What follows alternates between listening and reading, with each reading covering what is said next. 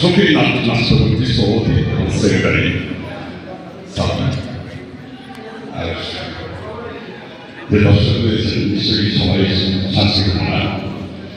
আমি ফিল্মে আসলে অভিনয় করি বহুদিন যাবো, কিন্তু আমি কখনোই ফিল্মের বাইরে কখনো দাঁড়িয়ে হাতে দাঁড়িয়ে দেবো না। দুই চারটা কথা বলবো যেটা আমাকে আমার সত্যিকার বুঝতে দেন।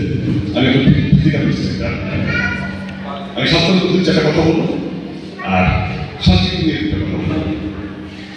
যারা সংস্কৃতি ধারণ করে তারা নিশ্চয়ই ভালো এবং সুস্থ কামনা করছি।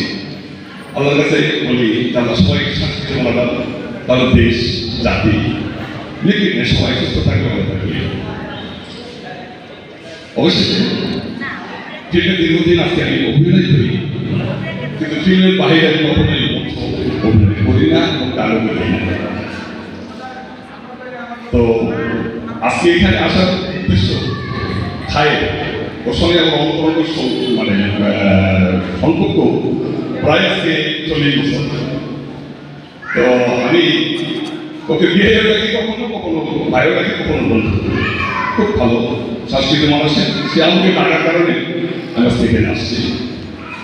তো যাই হোক, আমি বোঝাতে পারবো না আপনার ছোট্ট পরিষদে যে আয়োজন করেছেন এবং খায়ের তার সঙ্গে যুক্ত, আমি সবাইকে অভিনন্দন দিচ্ছি, সবাইকে ভালো বলতেছি যে ভালো করছেন।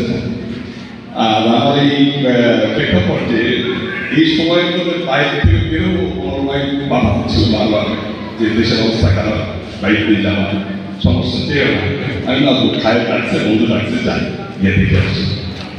যাই হোক ভাই, আমার নতুন করে পরিচয় কিছু নেই। যারা আমি সেই রাজা খাই থেকে শুরু করে এই পর্যন্ত যত হিরো দেখছেন সবার সাথে আমার ফল চরিত্র অভিনয় করা।